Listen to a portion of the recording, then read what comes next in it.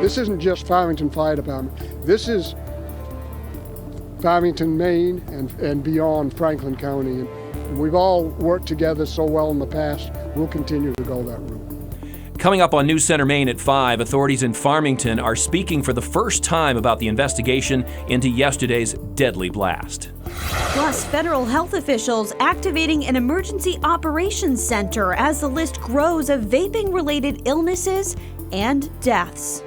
Plus, a couple of traveling friends find a souvenir that will make you want to break out the tissues. Their mission, to return what they discovered to its rightful owner. The news starts right now.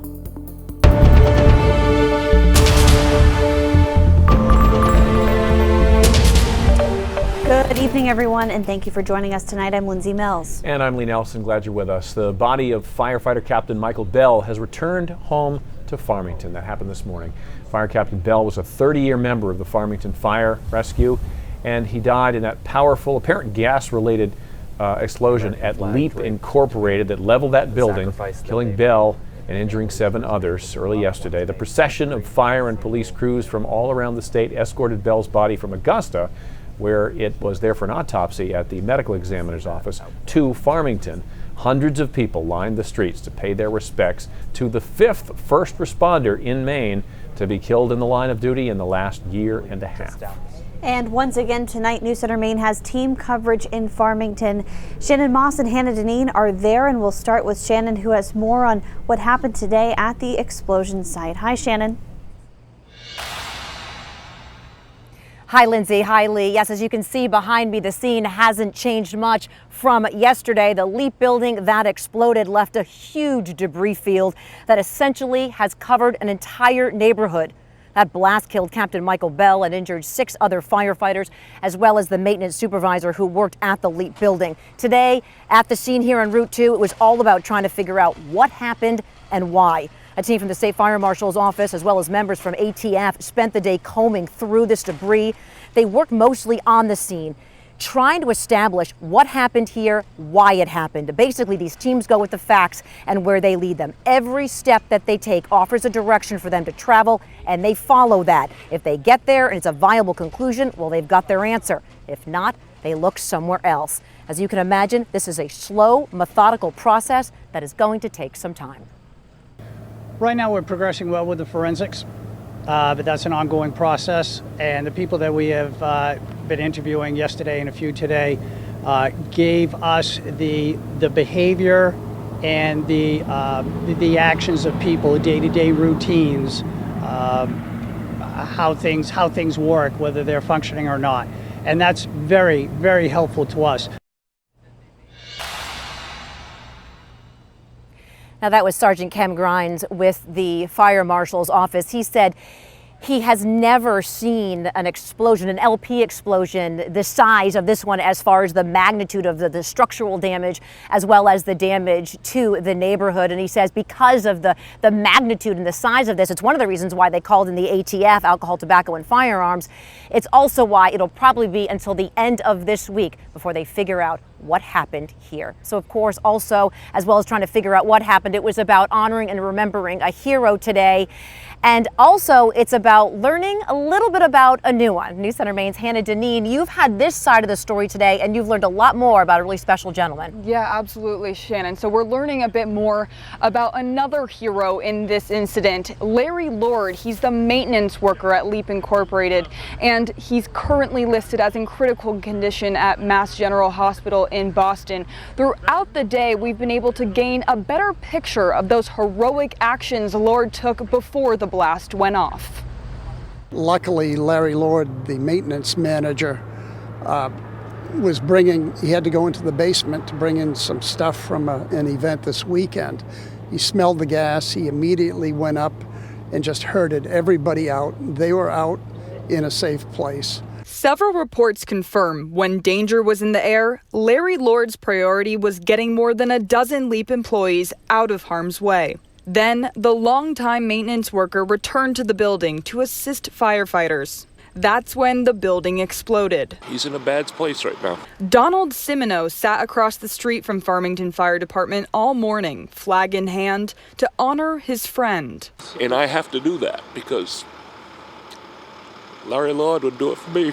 According to LEAP Incorporated newsletters, Lord is an active volunteer and donor at LEAP events. People who work with him say he's a diligent and hard worker. Someone you can always count on. His actions ahead of the explosion surely prove that.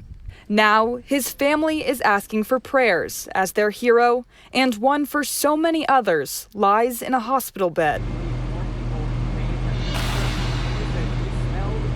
I spoke with Larry's niece this afternoon. She calls her uncle the most kind and caring man that you'll ever meet. Someone with a heart of gold that would help anybody in need. I also spoke with Larry's brother-in-law. He says that while the family is asking for support and prayers, they are also asking for privacy in this really difficult time. Now, for those who want to know how they can help, there has been a GoFundMe page that has been started for Larry and his family.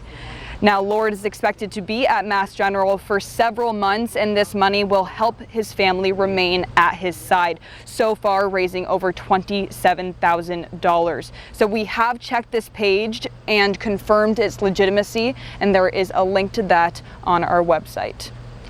Lee and Lindsay. Lee, back to you. All right, thank you, Hannah, very much. You know, as we've told you, the 5 other firefighters injured in that explosion are being treated at Maine Medical Center in Portland. We have the latest report on how they are doing, beginning with Chief Terry Bell, the brother, of course, to Captain Michael Bell, who died in that explosion. The chief's still in critical condition, as are firefighters Scott and Theodore, or Ted Baxter, their father and son. Theodore's the father. Firefighters Timothy Hardy and Joseph Hastings are in fair condition. And there are several ways you can help the firefighters and the community at large. The United Way of the Tri-Valley area has set up a fund to help those affected by the explosion. You can find more at their website, uwtva.org. You can also contribute to the Farmington Firemen's Benevolent Association, and a local bank is setting up a disaster relief fund. The details on that are at the Town of Farmington's website. Now, losing any first responder is a tragedy. It's especially hard for Maine's first responders, obviously. It doesn't seem to matter where the department's located. The loss sends a somber ripple effect through the entire state. And tonight, one fire department in southern Maine is doing its part to honor those impacted by the Farmington explosion. And Samantha York is here to tell us more about that this evening. Sam? Hey guys, yeah, so tonight at 7 o'clock, the Buxton Fire Department is holding a Candlelight Vigil in honor of Captain Michael Bell, who tragically lost his life responding to that initial gas leak and the 7 other victims impacted by the blast. Buxton's Fire Chief Nathan Schools is asking everyone in the community to come out and show their support to the Farmington Fire Department, their families, and the community. And I was talking to him about this earlier, you know, why he wanted to do this. And it comes back to what you guys were saying earlier. When it comes to somebody dying in the line of duty, it's felt across the state. You know, Farmington is close to 100 miles away from Buxton, but they still want to do something to say, hey, we're here, we're thinking of you, and we've got your back, which I think is just amazing. So I'll be heading out that way shortly, and we'll have a full recap of that vigil tonight for you guys on News Center Maine at 11. Great. Sam, that's awesome. Thank you very much. And we, of course, will have more at our website and mobile app throughout the day and throughout the next hour or so here on News Center Maine. Turning now to the weather and the forecasts. It's feeling like we're turning a corner towards fall. Doesn't it feel like that? We're going to turn this car right around, though. Yeah. We're going to turn it right around. Okay. Soon enough. U-turn? 1 step forward, 2 steps back. Yeah, Is that the way it works? Yeah, get used to that saying, Lindsay. I don't know how long. I've done it to Luca, and he doesn't know what I'm talking about. But we got a couple of showers out there over down east. It's interesting. You know, the percentage ended up being accurate, 15% or so, but it's been over the same area over and over again that we've seen these showers. A lot of us, though, seeing quite a bit of cloudiness. Jess and I were remarking that this is, 30% more cloudiness than I would have thought. It's pretty thick out there, especially over northern Maine and into the mid-coast, into down east Maine. And we'll eventually shed that overnight tonight, and temperatures will drop. They're only in the low 60s right now, 53 in Caribou, and that's, with the cloud cover still in place. So when the clouds move out, it's going to be pretty chilly. Freeze warning actually in effect for Aroostook County. Now remember what this means is once they get a hard freeze, they stop issuing these until the next season, basically. Otherwise, you do it every night in January and February and November, in March and April and sometimes May. And then we have frost advisories for the mountains, meaning that they could see a frost there. Guys, positive aspect to this is that it ends ragweed season effectively a few days after a hard freeze. So if you've been suffering, I've actually had a hard time with that than being better off.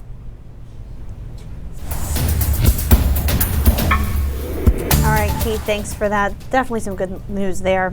Checking headlines now, a woman from Bangor is charged with the death of a 1-year-old child who died in Bangor last October of an overdose of fentanyl. Yeah, first responders performed CPR on the child, who was then rushed to Eastern Maine Medical Center, but it was too late. And this woman, Kimberly Nelligan, has been arrested. She was arrested this morning, just about a year after the child died. Nelligan is being charged for endangering the welfare of a child and facing extra charges too, because she actually had drugs when she was arrested, police say. Right now, Nelligan is in the Penobscot County Jail. A man from Portland who was assaulted on Danforth Street last month has died from his injuries. Rodney Cleveland died Sunday at Maine Medical Center, where he had been treated ever since the assault that happened August 3rd. An autopsy determined Cleveland died from blunt force trauma. Everett Meservey has been in custody ever since the attack. He was arrested and charged with elevated aggravated assault at the time. But now today, Meservey was rearrested at the Cumberland County Jail and charged with Cleveland's murder. What started out as a surprise find is turning into a big trip. We'll meet two women who found some old letters, and they're learning about what they want to do about them. That story coming up.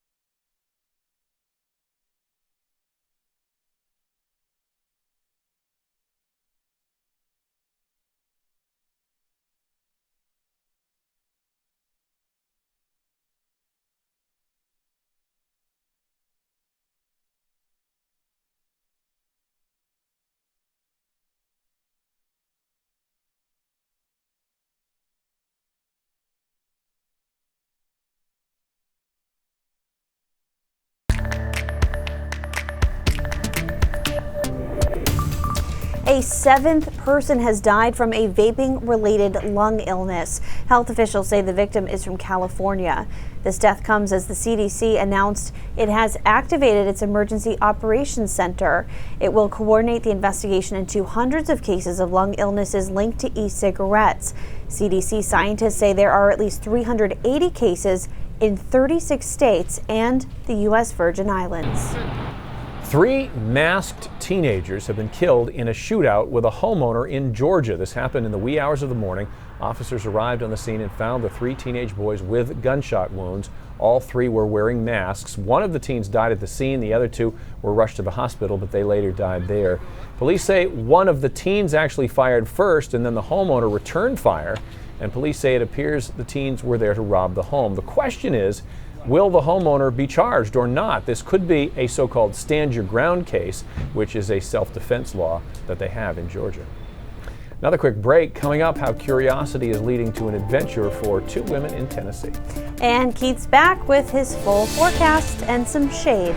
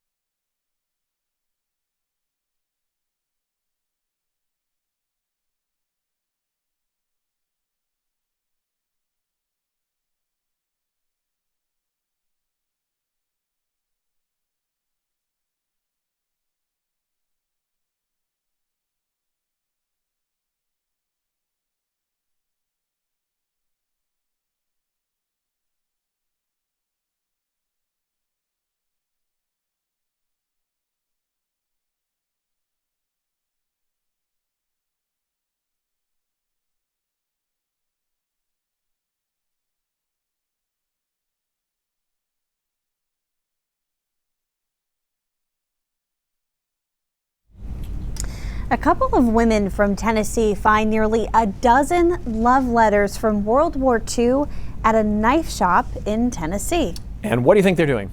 They're making sure they get right back where they belong.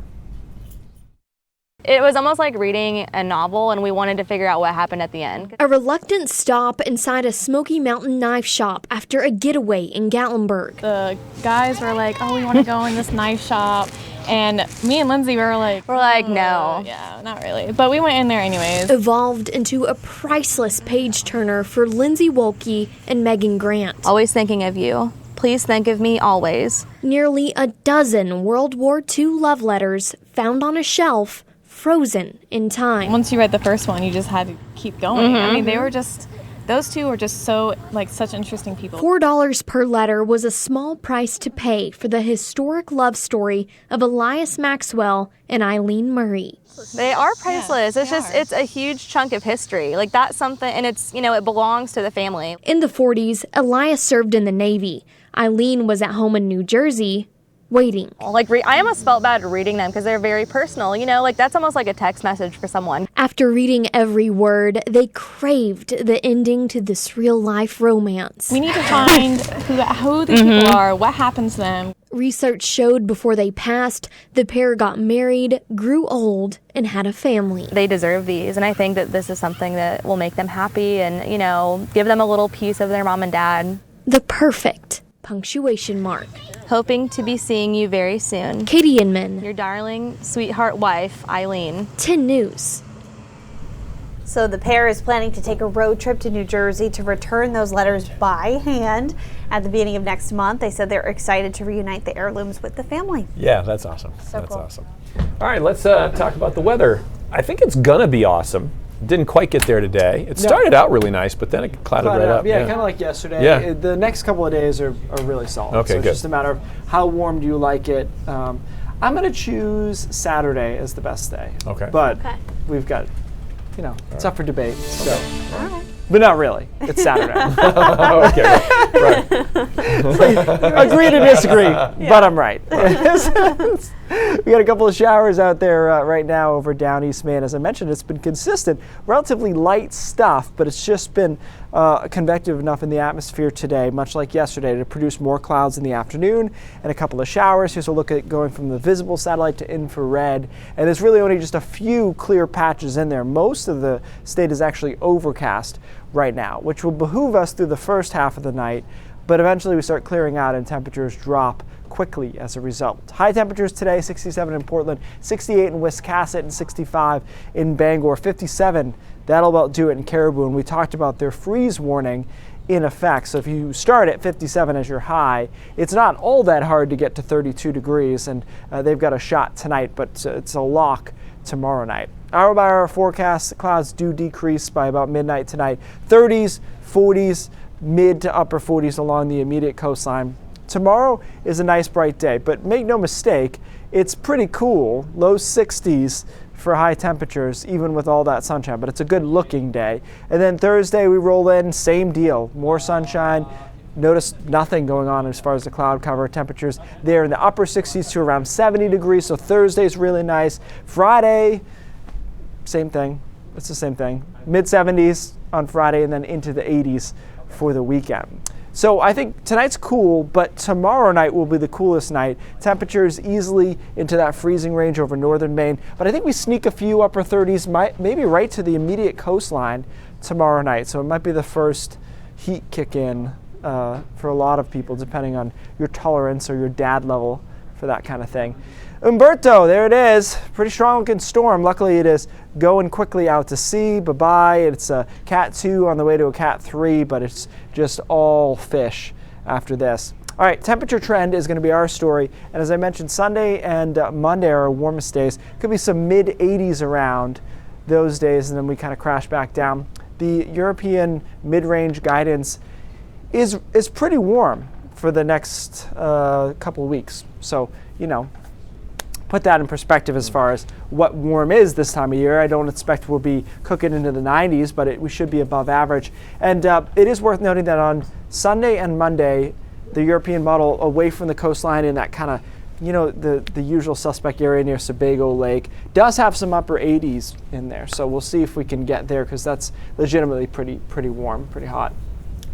So You weren't going to say hot, and then you threw it in. Yeah, I think upper 80s, I'm going to, no matter how we get there, that's pretty hot. It is. Yeah. It is indeed. All right, Keith, good. Thank you very much. Awesome. In news from around the world tonight, officials in the Bahamas are trying to get out the word to locals affected by that Category 5 storm Dorian that aid is on the way. Members of NEMA, that's the Bahamas National Emergency Management Agency, held a news conference in Nassau and talked about the plan they have in place. As of today, NEMA has set up a warehouse in Freeport to receive shipments of donated goods, food and water, and other supplies intended for Grand Bahama Island. And our goal is to establish at least 2 more warehouses in the coming days. Our commitment, our target internally at the Grand Bahama Power Company is to get more than 90% of homes that have been cleared for power on by the weekend. That's our target. So the hurricane forced the evacuation of about 5,000 people. It killed at least 50, but 1,300 people are still unaccounted for in some of the outer islands. But the government has said that a lot of those folks could just be with loved ones elsewhere and they just haven't reported in yet. Sure, So we'll keep you posted on those numbers. Yeah. Tragic there. Back here at home, how would you like to meet Patrick Dempsey? News Center Maine giving away 3 meet and greet passes. It's happening at the Dempsey Challenge at Smartpain Park in Lewiston, Saturday, September 28th.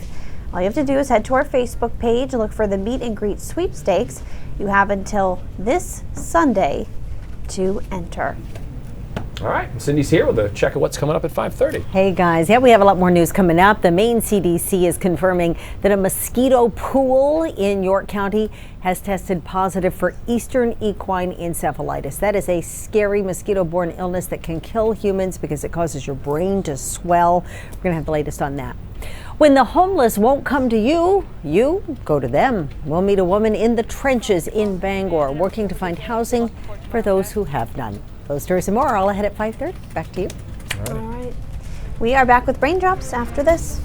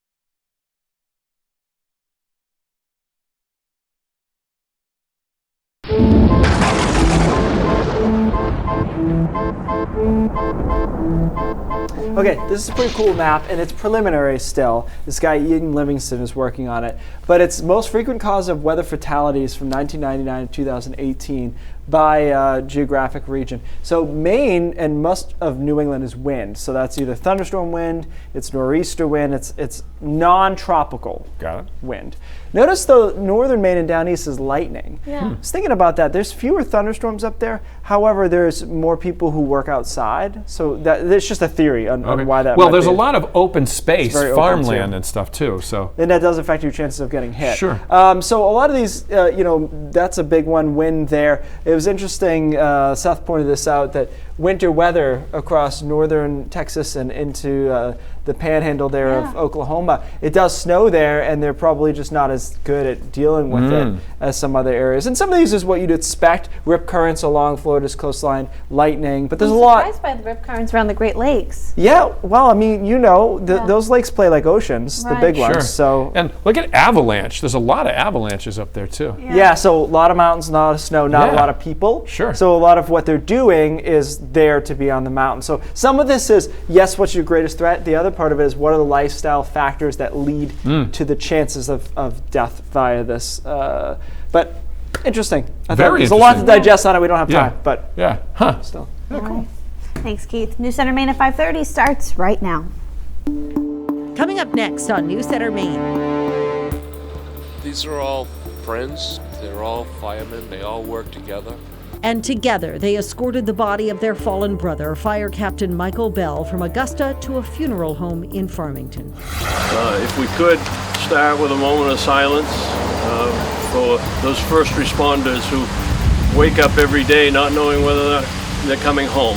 Groundbreaking for a new public safety building in Orrington takes on new meaning for the people looking to support those who are there for us in the time of need. Plus, now behave yourself. We spend a day on the job with the longest-serving volunteer at the all-new Animal Welfare Society. The news starts right now.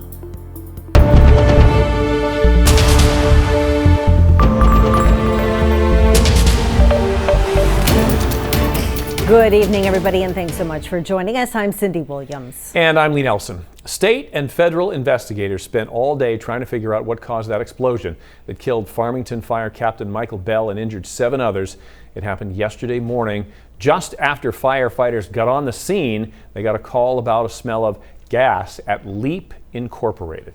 We have a live team coverage this evening. Clay Gordon is at Maine Medical Center with an update on the injured. We're going to start, though, with our Shannon Moss live in Farmington with the latest on the investigation into what caused this explosion. Shannon? Well, Cindy and Lee, as you can see behind me, not much has changed at this scene from yesterday. It is still complete and utter destruction. The Leap community building that exploded yesterday has left a debris field that has essentially covered an entire neighborhood. That blast, of course, killing Captain Michael Bell, 6 other firefighters that injured it, and also injuring the maintenance supervisor of the Leap building. Today, at the scene here on Route 2, it was all about trying to figure out what happened and why. We had teams from the Maine State Fire Marshal's office as well as members of the ATF. They spent the day here combing through this debris. They worked mostly on scene where they were trying to establish exactly what happened here and why. Basically, these teams go where the facts lead them. Every step they take offers a direction for them to travel, and they follow that. If they get there and it's a viable conclusion, well, then they've got the answer they're looking for. And if not, well, they start somewhere else. We talked to Sergeant Ken Grimes with the State Fire Marshal's office, and he says an explosion of this magnitude makes it a much more difficult scene to investigate. The actual scene itself was a tremendous explosion. It was, I've done a number of LP explosions in buildings over the years, and this is the worst one that I have seen as far as structural damage and neighborhood damage.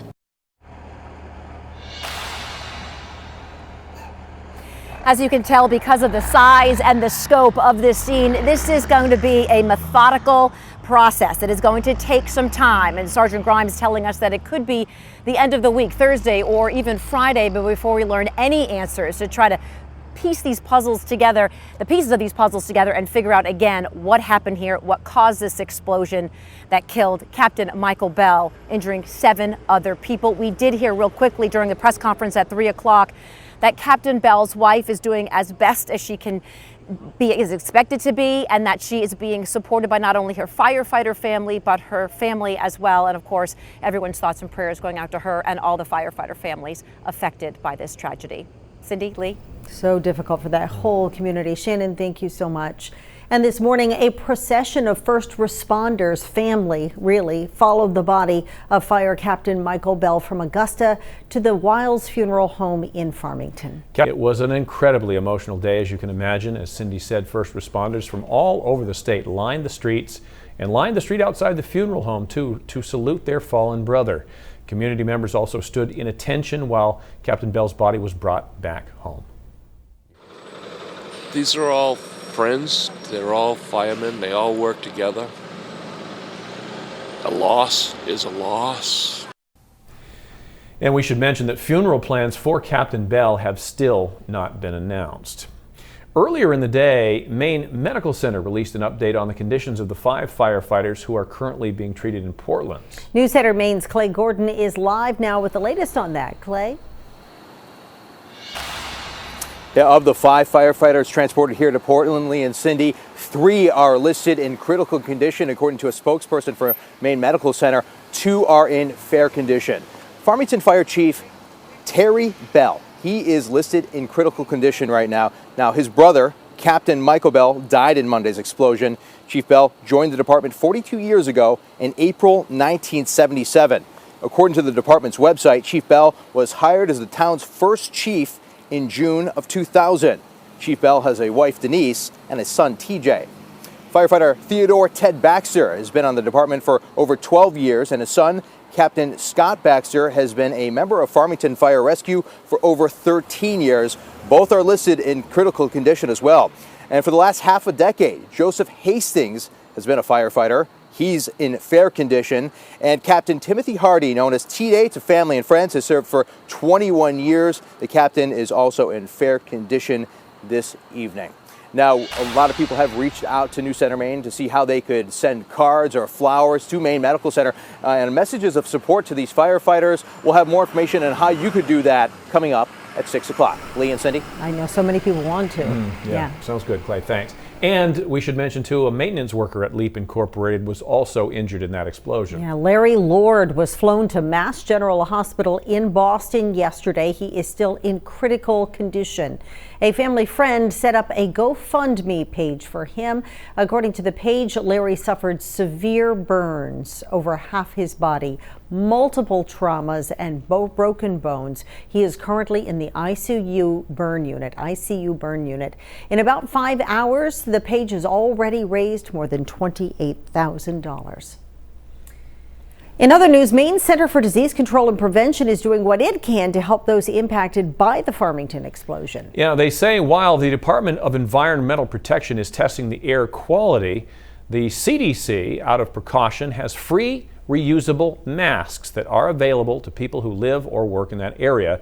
The CDC says the masks are available at North Star Ambulance in the Stanley building right near Franklin Memorial Hospital. And anybody concerned about symptoms of lung irritation, you should contact your healthcare provider. The CDC is also helping to coordinate counseling resources to ensure mental health support is available to people who live there, all those first responders, the families, and anybody else who feels like they need it.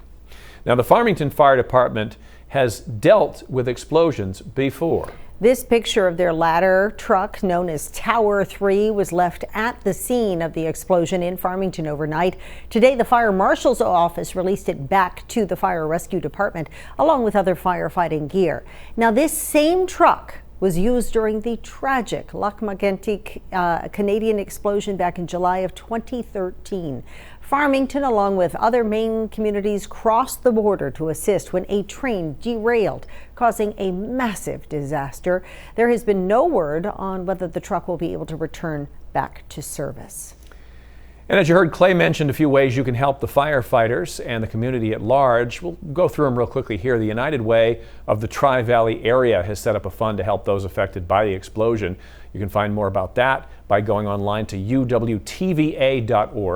You can also contribute to the Farmington Firemen's Benevolent Association. A local bank is setting up a disaster relief fund. The details on that are on the Town of Farmington's website.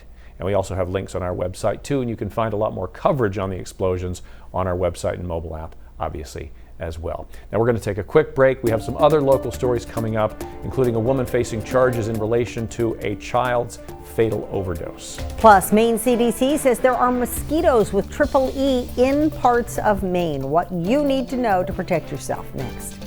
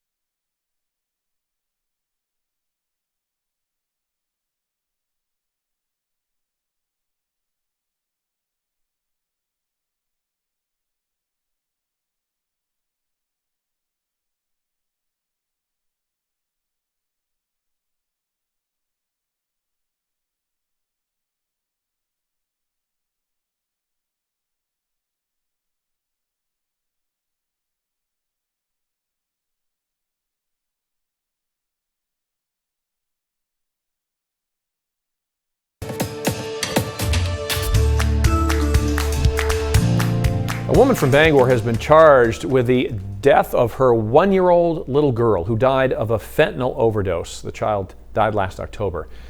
Kimberly Nelligan, whom you see here, was arrested this morning, charged with endangering the welfare of a child. Nelligan was taken to the Penobscot County Jail, where she's currently being held without bail.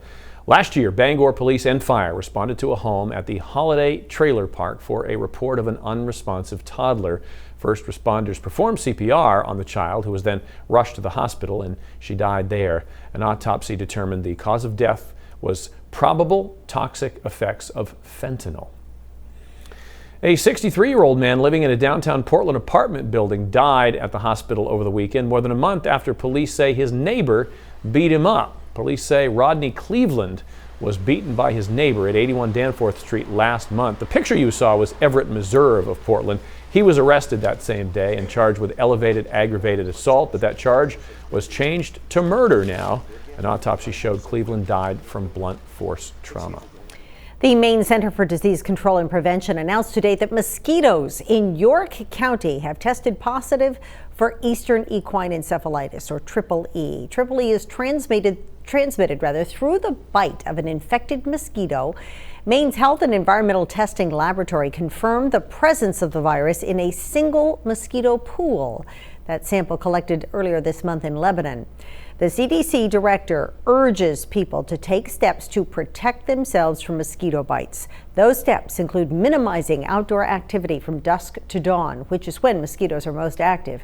People should also wear protective clothing, such as long-sleeved shirts, long pants, long socks, and use an EPA-approved repellent.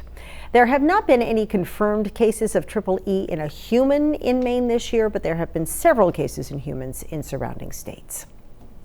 Well, do you want to meet McDreamy? Here is your chance. Yes, indeed. We here at News Center Maine are giving away not 1, not 2, but 3 meet and greet passes so you can meet Patrick Dempsey. And it's happening at the Dempsey Challenge, which of course, as always, is at Simard Payne Park in Lewiston. It's going to happen on Saturday the 28th, so a week from this Saturday. You just head to our website and look for the meet and greet sweepstakes. You have until this Sunday to enter, so hurry up. So things are going to warm up for the rest of the week. Keith Carson's going to bring us the details coming up in just a little bit. But next, contractors break ground on Orrington's new public safety building. A closer look on what the plans are for it when we come back.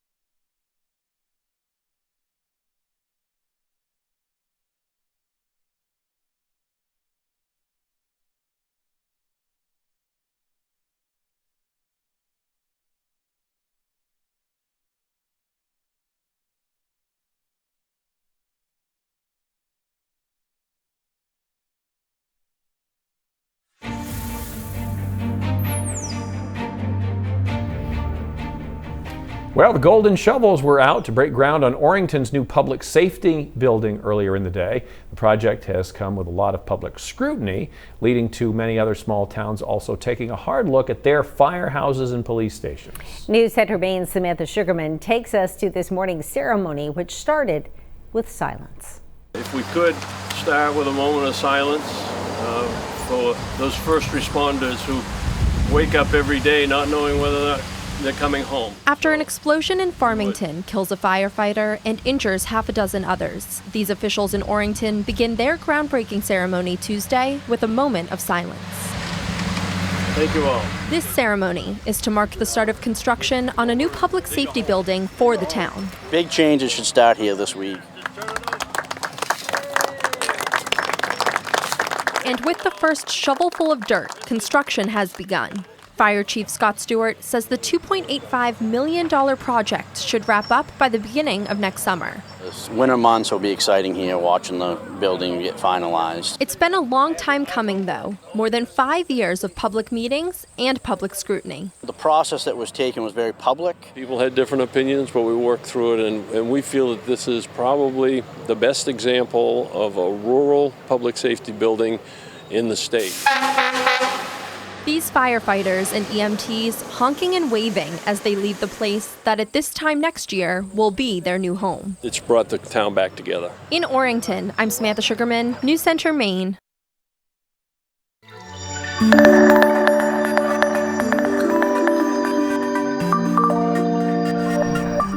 Yes, Lee? All right, Keith is here. Well, I was just going to say that at noon, if you happen to be watching, Keith's computer went down. Yep. And you had some information, but I think we're going to get a lot more right now, right? Yeah, so what had happened was it was an upgrade for the system, and it just blew Crashed it out. everything. So I was looking for Kupo. I was trying to get him on the horn, because there's a skill to presenting this data without computers. Right. You know? Right. A skill I do not have. This is true. I was not trained that way. I like looking back at, and this is like, I'm trying to think of the vintage of this, when they had the pyramid. Have you seen this? There was a pyramid, and it would be different stuff on each side, and they would turn it. I don't know if we ever went through that phase here, but I don't think so. It was a 70s thing. I digress. Anyways, modern technology shows us showers over down East Maine, where they've been through much of the day. Relatively light stuff, but kind of training over the same spot. The rest of us have seen a drastic increase in cloud cover through the afternoon. After starting largely with sunshine, we destabilized like we did yesterday. But that's going to be about it, because the next couple of days you won't see much cloud cover at all. High temperatures today, upper 60s in spots, 50s in the mountains, low 60s elsewhere, but we're going to drop quickly tonight into right around freezing over northern Maine. Most of us probably low 40s, mid 40s will do it by early tomorrow morning. Tonight is chilly. I think tomorrow night, though, is colder, and one of the main reasons will be that sky cover. We're going to be clear from start to finish.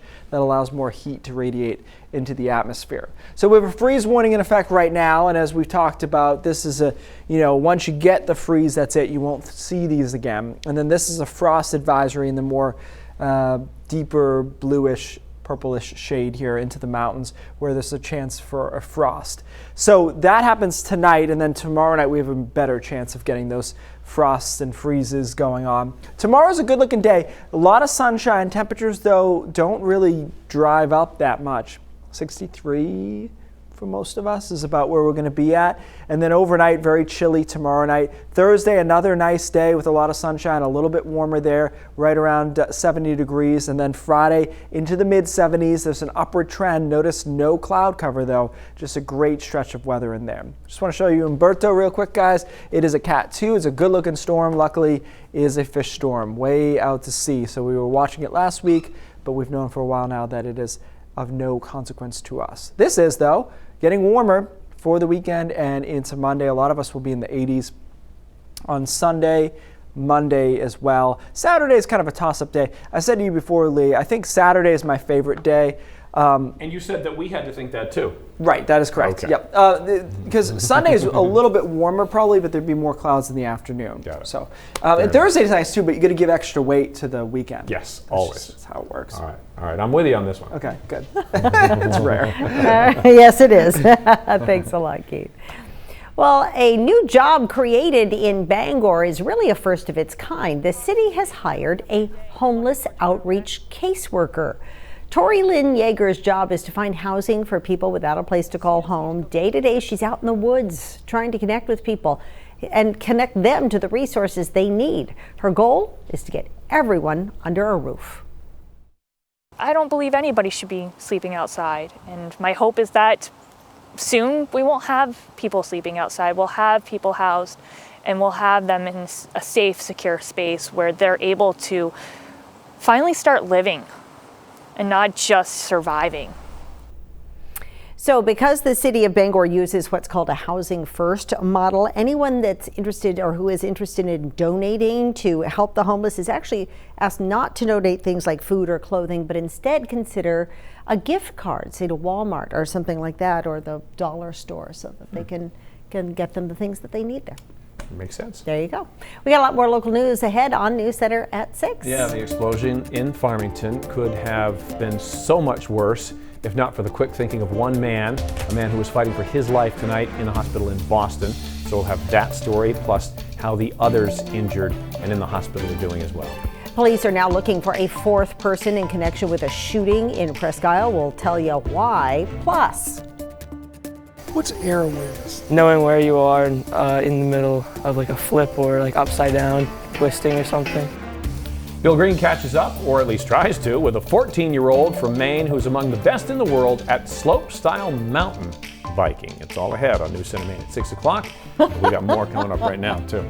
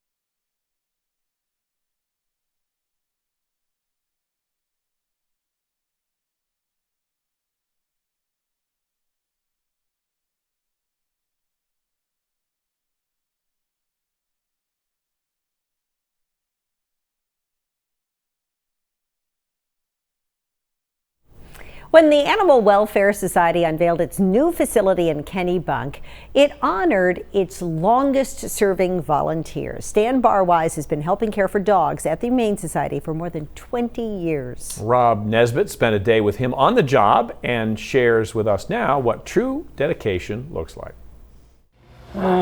Who is this? There's nothing more honest than an honest day's work, even more so if you're doing it by choice and without pay. The best. They don't come any better than this. Stan Barwise is scheduled to volunteer twice a week at the Animal Welfare Society, or AWS, in Kennebunk. But he's been known to come more often than that to help. I got to give this a scrubbing. Cleaning cages, collecting donations, organizing recycling, and caring for his favorite animals. Now behave yourself. The dogs. It's a volunteer opportunity he's cherished since he walked through the door almost 25 years ago. I was retired, and I knew that I couldn't play golf 7 days a week, and I wanted something to do that would be helpful. The work has had an effect on Stan. He's needed, and he likes that. Those are all the sprays I got out here. In a quarter of a century, you can only imagine the impression he's had on his co-workers, Executive Director Abigail Smith included. The most stand-up guy you'd ever meet, who is true as the day is long, who is dependable and wise, and compassionate. What we got out here? Stan never knows which animals he'll come across when he arrives in the morning. Usually dogs, but sometimes the unconventional. AWS has been under construction during the last 3 years. This one is closer term. Including the area where Stan spends most of his time. And I used to tell Abby, Executive Director, and if you need me, I'm in my office. Occurred to us that really we should dedicate it to the guy who waited 20 years to have his office renovated. You gotta be quick with these guys. When Stan rounds up the dogs to come inside, he'll walk by a sign that symbolizes his dedication. It almost looks like me, all bent over and lets visitors know that they are entering Stan's office. An official unveiling of his kennels and the new building happened in August, showing off the new look. So the dogs would have a better outlook, and I think they appreciate it. Built for the animals, who I'm sure would say thank you if they could, especially to their longest-running volunteer, who couldn't be happier during the days spent at his office. Getting in the house, working with the staff that we have here, and working with the dogs. I love them. Boy, best office ever. Yeah. He likes his work for sure. Oh, that's wonderful. That's Rob Nesbitt, by the way, reporting. And that's going to do it for News Center Maine at 5:30. Stay with us. More local news starting right now.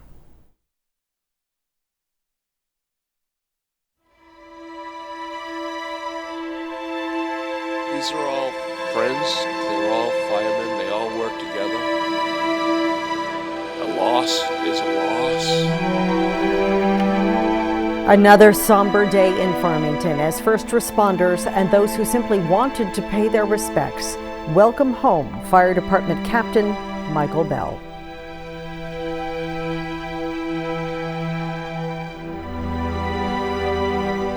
Hello again, everyone. I'm Cindy Williams. And I'm Lee Nelson, in again tonight for Pat Callahan. It has been just under 36 hours since the morning quiet in Farmington was shattered by an explosion at Leap Incorporated.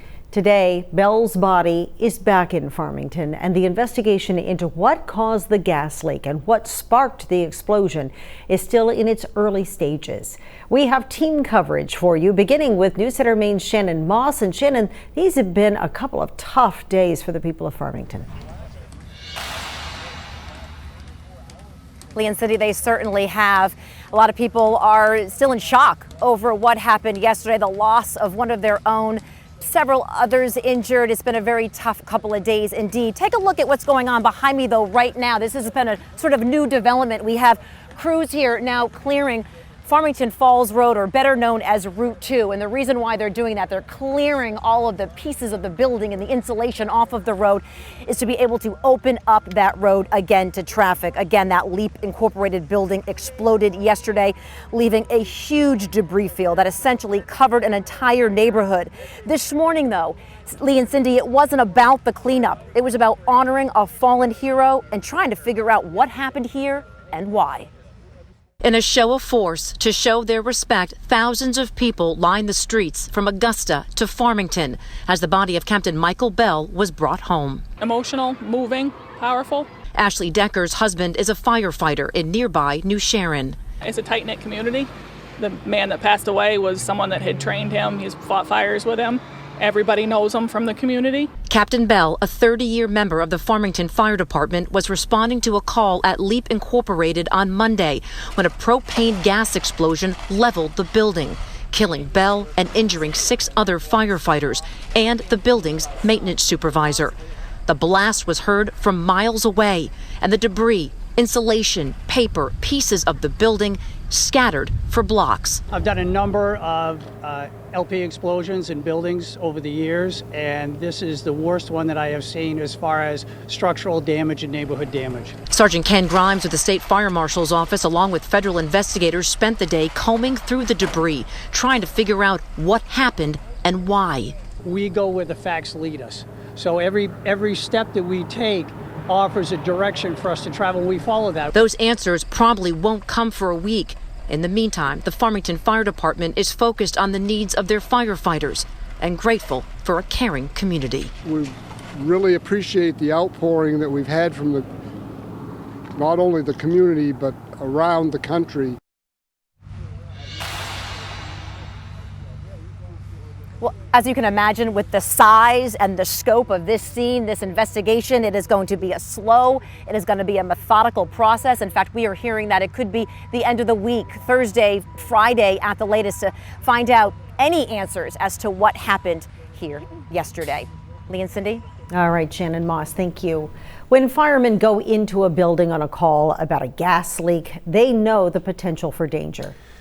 There was one man in that building who was not a first responder, though, but one who many people say saved a lot of lives in the minutes before that explosion. And many people who know him say they were not surprised that he risked his life to help. Newsletter Maine's Hannah Deneen is also in Farmington with more on his story. Hannah.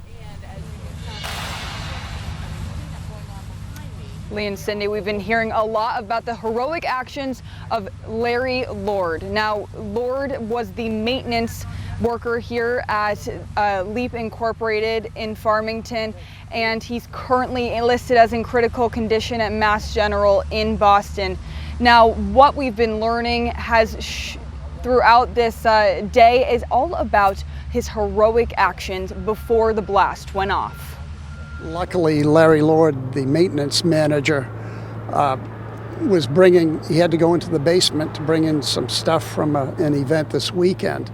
He smelled the gas, he immediately went up and just herded everybody out. They were out in a safe place. Several reports confirm when danger was in the air, Larry Lord's priority was getting more than a dozen Leap employees out of harm's way. Then, the longtime maintenance worker returned to the building to assist firefighters. That's when the building exploded. He's in a bad place right now.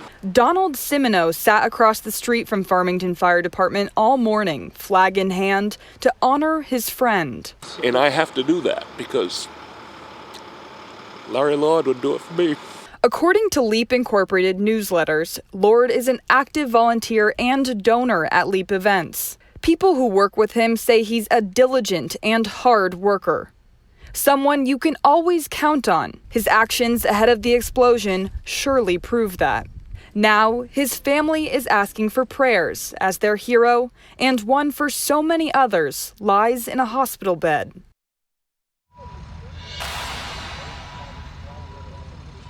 I spoke with Lord's niece this afternoon, and she describes her uncle as the most compassionate, kind man that you could ever meet. She says he has a heart of gold and would help anyone in need. I also spoke with Lord's brother-in-law. He's among the family who's at Mass General in Boston today. He said that while the family is asking for prayers, they are also asking for some privacy in this time. Now, for those asking, there is a GoFundMe page that you can use to support the family. Currently, it has raised over $31,000. Now, Lord is expected to be at Mass General for several months, and this money will help his family remain at his side. And Lee and Cindy, we have verified that this is a legitimate GoFundMe page so people can feel confident about donating there. Back to you. Excellent. Hannah, thank you so much. As we've been reporting, all of the other people injured in yesterday's blast were firemen. And all of them are being treated at Maine Medical Center in Portland. That is where Clay Gordon is tonight. Clay, what you got?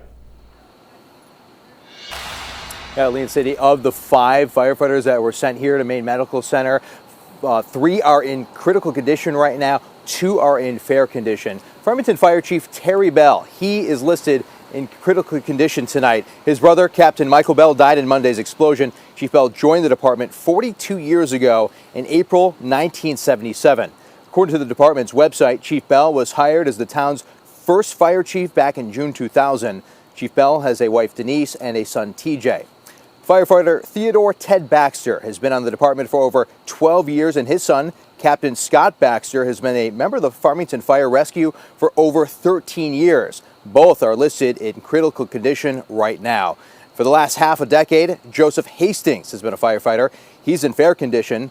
And Captain Timothy Hardy, known as TD to family and friends, has served for 21 years. The captain is also in fair condition right now. His father, Deputy Chief Tim A. Hardy, now the acting fire chief in Farmington, spoke about his son at a news conference earlier today. I'm very lucky. I have a very supportive wife. I have a very supportive son. My son and I have worked together in some serious fire conditions and fire scenes, so we relate very well together. They have both told me that for the time being, I'm where I need to be to help with the community part of it. I am going to the hospital not to only visit him, but I'm going down to spend as much time as I need to tomorrow with the rest of our crew. Now, Lee and Cindy, people have been reaching out to News Center Maine about ways to maybe write some cards to these firefighters here at Maine Medical Center. A spokesperson here says there is a way to do that. You have to fill out a form online to send a digital message. We posted all that information on our website, newscentermaine.com. Lee and Cindy?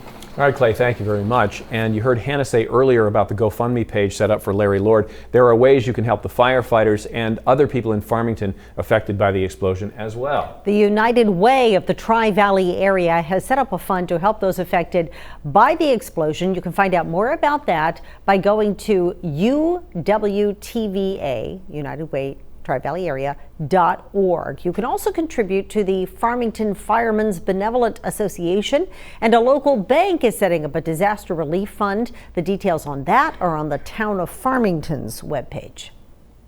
We are getting word that the explosion has displaced a lot of people from their homes. In this video, you can see a bunch of mobile homes just to the left of the blast area there.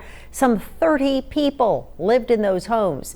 The Portland Press Herald is reporting that the Red Cross is working with about 10 of those people to find new temporary housing. Now, one woman was allowed to return home today. It's just behind the LEAP Incorporated building, too. Her name is Jamie Green.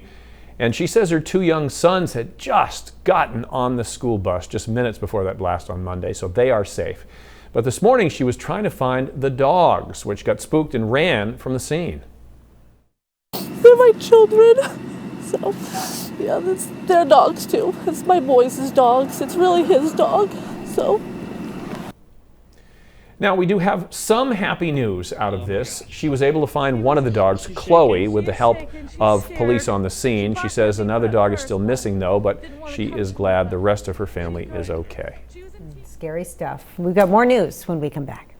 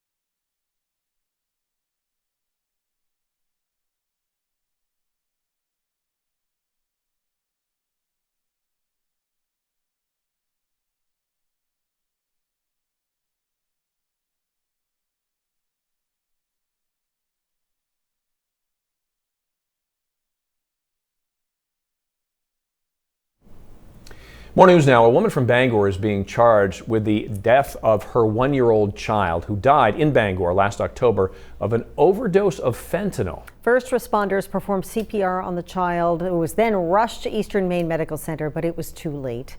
Kimberly Nelligan was arrested this morning, just about a year after the child's death. Nelligan is being charged with endangering the welfare of a child, and she's facing extra charges now because she had drugs on her when she was arrested.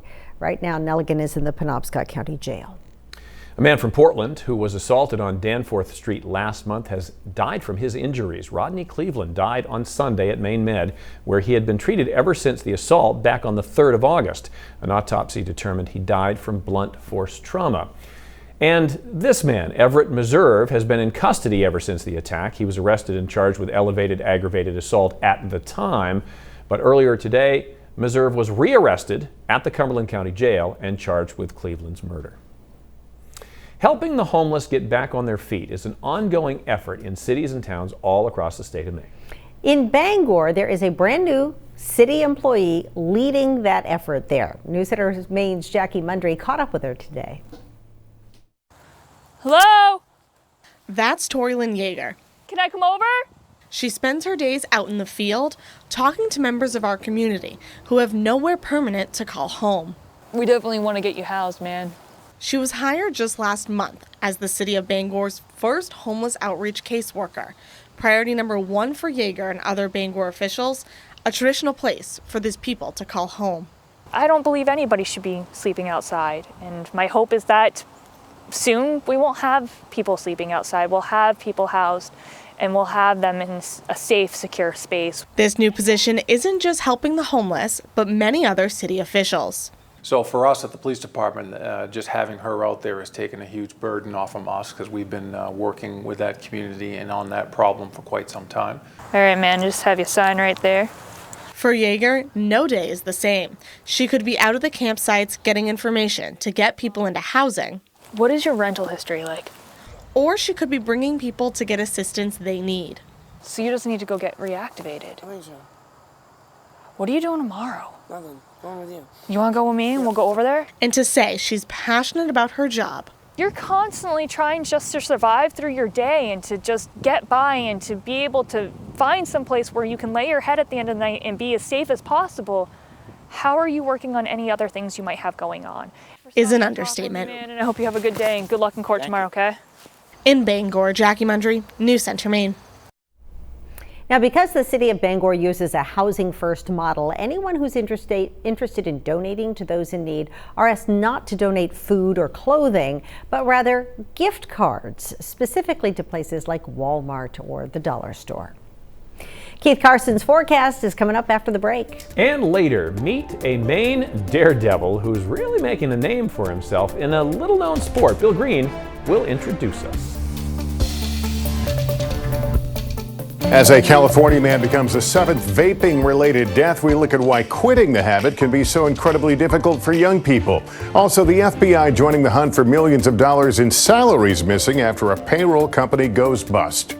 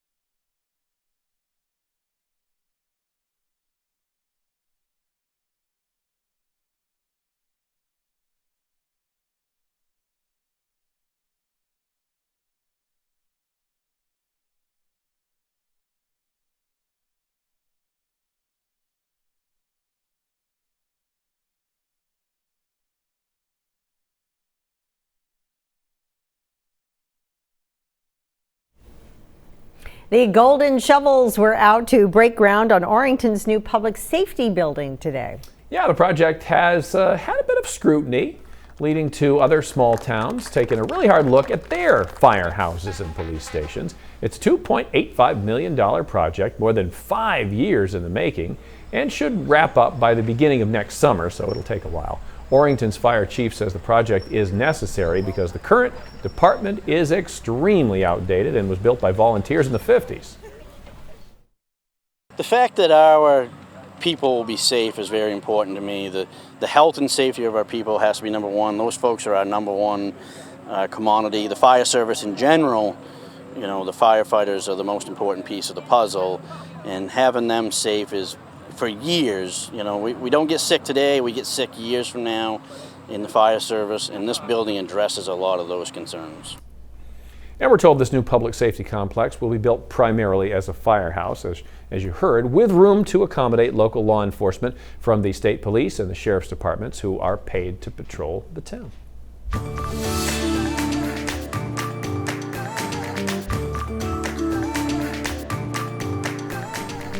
Weird day out there today. Didn't quite know what it wanted to do. No, it was kind of all over the place. The next couple of days will be very straightforward. All right. We like that. In a good way. Right. Positive straightforwardness. Got a couple of showers over down East Main. And it was kind of a moody day in a lot of spots where it started off sunny and then we saw clouds pop up in the afternoon. These showers dwindling over the past 15-20 minutes, and there's the cloud cover. You can see it. It started sunny and then it just bubbled up, and it was like this yesterday, and I mentioned it would be similar today, and sure enough, that's where we're at.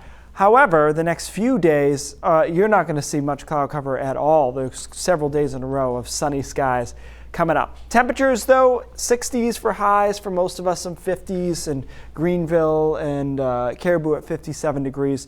And once we start clearing out later tonight, temperatures will drop pretty quickly. And so our forecast lows are in the 30s in northern Maine, 40s elsewhere, including right to the immediate coastline. Warmest spot will be Portsmouth at 49 degrees. But we do have a freeze warning in effect over northern Maine. And again, you know, if we get one of these, then you won't see it again until next fall. But, or within the growing season, to be fair, it could be in late spring too. But I'm not sure we're all going to get into the freeze tonight. I think it's going to be more northern Aroostook County, and then frost advisories for the mountains tonight as well. So tomorrow is a beautiful day. It starts cool, but we see a lot of sunshine, basically start to finish. And temperatures low 60s. Not going to do a whole lot better than that. Very cool, though, tomorrow night. I think it's colder than tonight will be. So a lot more 30s around, a lot more freezes around for early Thursday morning. Thursday is a nice day as well. Temperatures just a bit warmer, upper 60s to around 70, and then a tad warmer again on Friday into the mid 70s. We keep that upward trend going into the weekend when temperatures will be into the 80s most likely. Hurricane Umberto here, winds 105, and this is a pretty good looking storm actually. Good news is, as we've known for many days now, not a threat to the United States. In fact, really kicking hard out to sea as a Cat 3, 2, and then eventually 1. But worth noting that it will be way out there despite its somewhat threatening look, you know, about a week ago or so. What we're going to be watching, though, is that temperature trend. And so, again, tomorrow's cool, Thursday is average, and then we start popping above average Friday, Saturday, Sunday, and Monday. And this is going to be coastal versus inland situation in which the European model has Sunday and Monday inland actually into the mid 80s. So we'll see if we can get there. Marine forecast seas around 2 to 3 feet, water temperature 62, northeast winds at 5 to 10 knots. So a great stretch. That little leaf there is supposed to be the first day of autumn, which will be about 85 degrees with a couple of showers. So that's kind of how it goes, but really, really nice stretch regardless until at least early next week. All right, straightforward and straight to the break. We'll take it.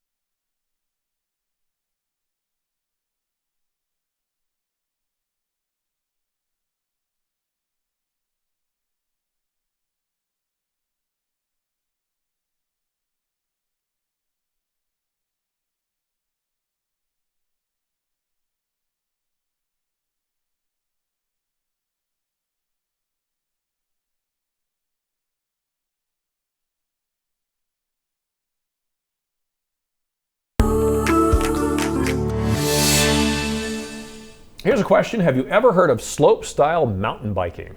Bill Green says he's seen crazier things in his career, but this is pretty wild. That's exactly right. The sport is very similar to the skiing sport of a similar name. People doing tricks that mortal people wouldn't dare to try. We've got a kid in North Yarmouth who is one of the best around for his age. When 14-year-old Caden Ingersoll goes out back to play, he plays hard at a sport many people don't even know exists. It's different. Everybody's a bit shocked when they first find out because it's out of the ordinary. That's an understatement. Slope-style mountain biking continues the evolution in biking that probably began with BMX. Reading the web and networking with a small community can help one learn how to do a somersault on a bicycle. I stay calm and let my air awareness take care of it, and because that's all it is, really. What's air awareness? Knowing where you are in the middle of like a flip or like upside down, twisting or something. You want to lower that ramp a hair? A coach and supporter is Caden's father, Tom, who works in the bike shop at LL Bean. He built this park in the backyard, which certainly gives Caden a leg up and more. Tom thinks Caden's co-interest in gymnastics helps a great deal. It's like gymnastics, but you've got a mountain bike attached to you. I think that, adds to how difficult it really is. It's a real serious skill. Caden is ranked 14th in the world at the bronze level, which is third from the top. He competes mostly against 20-somethings. At the Cliff U.S. Open, he finished 10th, and someday he hopes to turn pro. You can really do whatever if you work hard enough and have like a strong passion for the sport. For Caden Ingersoll, the sky is the limit. And the slope-style season is pretty much over, but Caden will be participating in downhill races, which are essentially like the skiing sport. I cannot imagine. I think that would be a good sport for you. How about your kids? Get a couple of bikes. No. That's going to do it for News Center. It's cool, for sure. Nothing to worry about. Only every second. Have a good night, everybody.